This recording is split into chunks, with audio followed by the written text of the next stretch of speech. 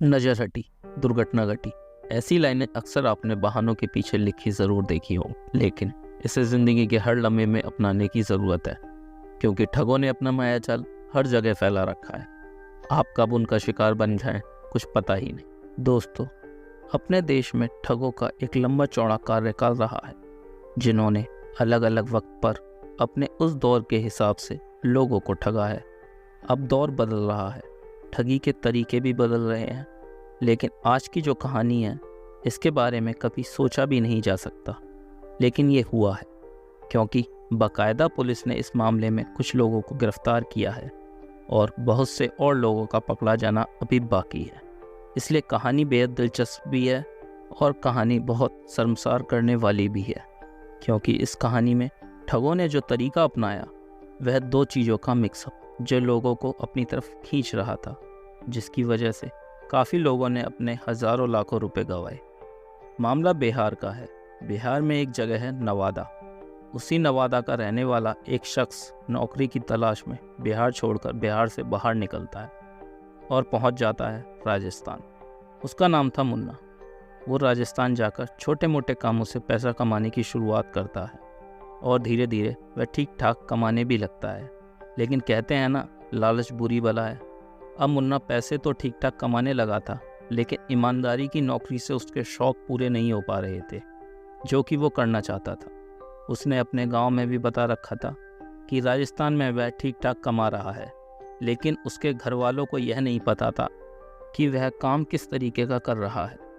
वह पूरे 5 साल राजस्थान में रहा और इन 5 सालों में उसने राजस्थान में रहकर ठगी करने के नए नए तरीकों के दाव पेच सीखे कि लोगों को लूटना कैसे है। राजस्थान में रहकर उसने इस चीज़ से काफ़ी अच्छा पैसा बनाया, मतलब लोगों को लूट लूट कर उसने काफ़ी माल जमा कर लिया। दूसरी ओर ठगी के बहुत सारे तरीके अब पुराने हो चले थे और जिनके बारे में लोग बाग भी काफ़ी जागरूक हो चुके थे।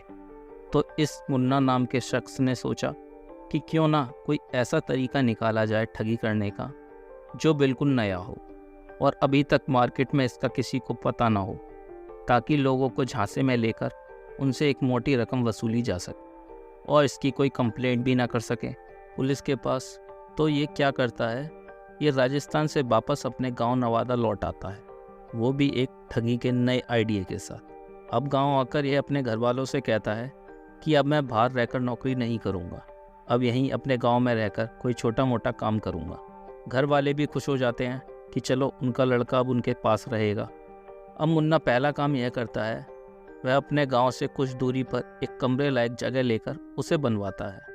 वह उस कमरे के ऊपर एक मचान टाइप छत बनवाता है, जिसकी ऊंचाई वह इतनी रखता है कि चारों तरफ से आने वाला कोई भी शख्स या कोई भी गाड़ी उस मचान पर बैठे हुए व्यक्ति को काफ़ी दूर से ही दिखाई दे जाए और वहाँ हो रहा काम पहले ही बंद कर दिया जाए। और जो कमरा बनाया था उसमें सिम, मोबाइल और उनके चार्जर भरे हुए थे, क्योंकि लोगों को ठगने के लिए उन्हें कॉल करना भी ज़रूरी था।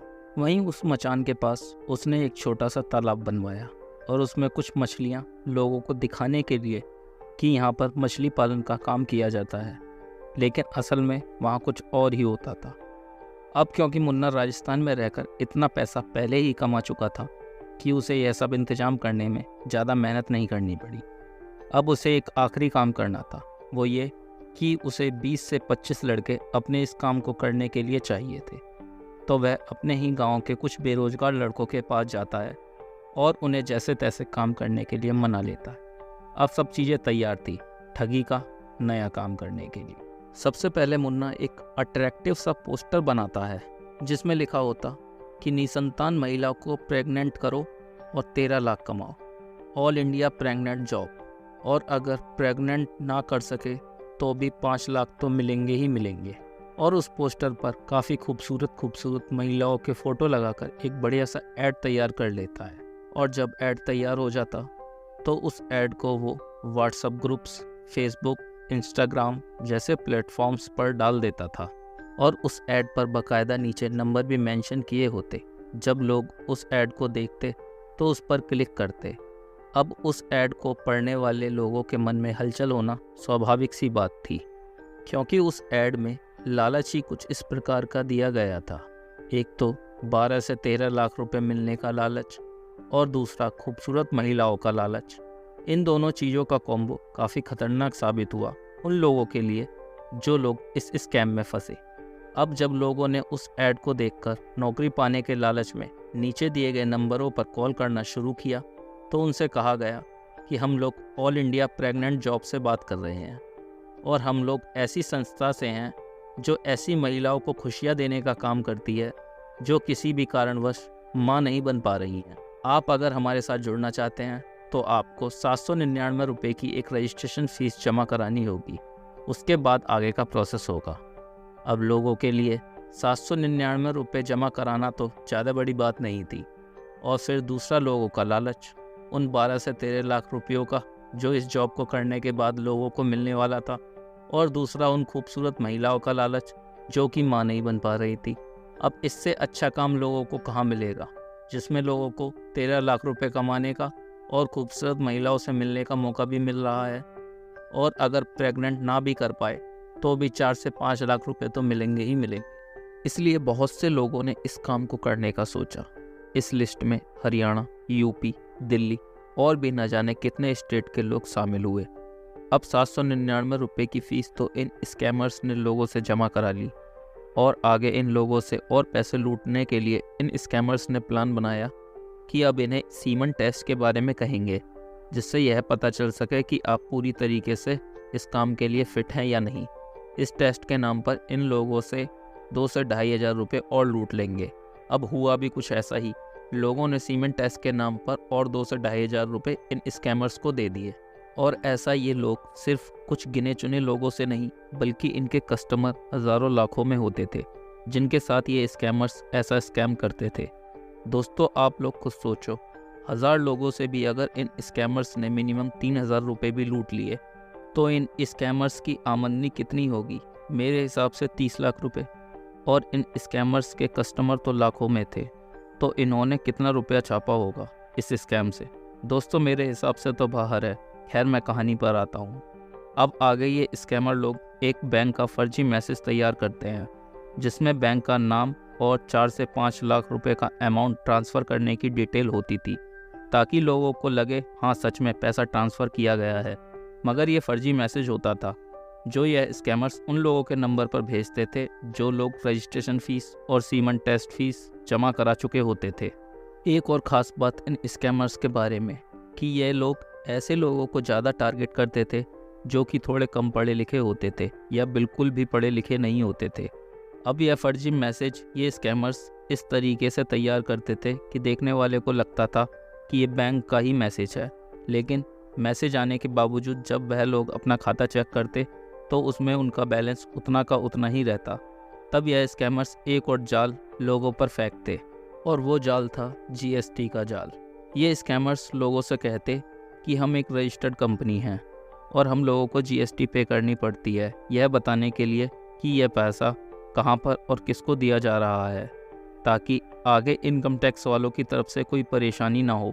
इसलिए आप लोग GST जैसे ही भर देंगे, जो भी पैसा आपको ट्रांसफ़र किया गया है वह तुरंत आपके खाते में शो होने लगेगा। अब GST 22 से 25,000 रुपये ये स्कैमर्स उन लोगों को बता देते थे, और लोग उधार लेकर अपनी जमा पूंजी में से या जैसे तैसे भी करके भर देते थे। कुल मिलाकर ये लोग पर पर्सन से 30 से 50,000 रुपये लूटते ही लूटते थे। जैसे ही GST वाली अमाउंट इन स्कैमर्स को मिल जाती थी, उसके बाद ये स्कैमर्स उस नंबर वाली सिम को तोड़कर फेंक देते थे और फिर मोबाइल में नई सिम डालकर किसी नए ग्राहक को ढूंढने में लग जाते थे।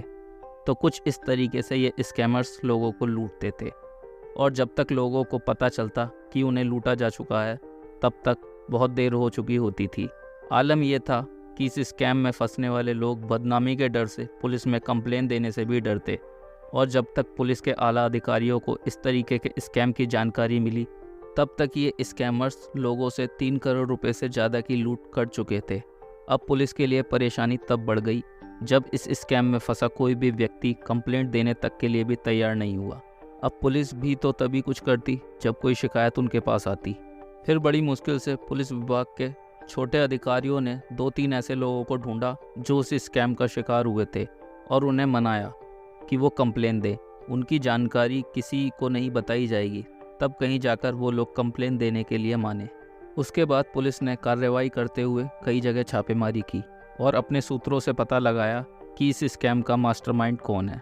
तब पुलिस को पता लगा कि बिहार के नवादा गांव में कुछ लोग एक मचान पर बैठकर 24 घंटे फ़ोन पर लगे रहते हैं। उसके बाद पुलिस ने वहां से 8 लोगों को गिरफ्तार किया, जबकि बाकी के लोग पुलिस के पहुंचने पर वहां से फरार हो गए, जिनकी तलाश जारी है। और उन गिरफ्तार किए गए 8 लोगों से यह कहानी सामने आई और उस मुन्ना नाम के शख्स का नाम सामने आया जो इस स्कैम का मास्टरमाइंड था। दोस्तों, हमारे देश के इतिहास में ठगी का यह पहला ऐसा केस था जिसमें लोग लुटने के बाद भी इसकी शिकायत पुलिस से करने में डर रहे थे। दोस्तों, मैं यही कहना चाहूँगा कि आप ऐसे किसी भी स्कैम में ना फंसे और अगर गलती से फंस गए हैं तो पुलिस में जाकर कंप्लेन करें। अगर आप कंप्लेन नहीं करेंगे तो ऐसे लोगों के हौसले बढ़ते ही चले जाएंगे। आज आप फंसे हैं, फिर यह कल किसी और को फंसाने की कोशिश करेंगे। इसलिए इन्हें जितना जल्द से जल्द हो सके रोक दिया जाए, उतना ही बेहतर है समाज के लिए। आज की कहानी में बस इतना ही। मैं फिर मिलता हूँ आपसे किसी और वीडियो में किसी और कहानी के साथ। अगर आपने अभी तक हमारे चैनल को सब्सक्राइब नहीं किया है तो जाने से पहले हमारे चैनल को सब्सक्राइब कर लें और बगल में लगी घंटी को भी ज़रूर दबा दें ताकि हमारी आने वाली सभी वीडियोज़ की नोटिफिकेशन आप तक पहुँच सके। तब तक के लिए सावधान रहें। धन्यवाद।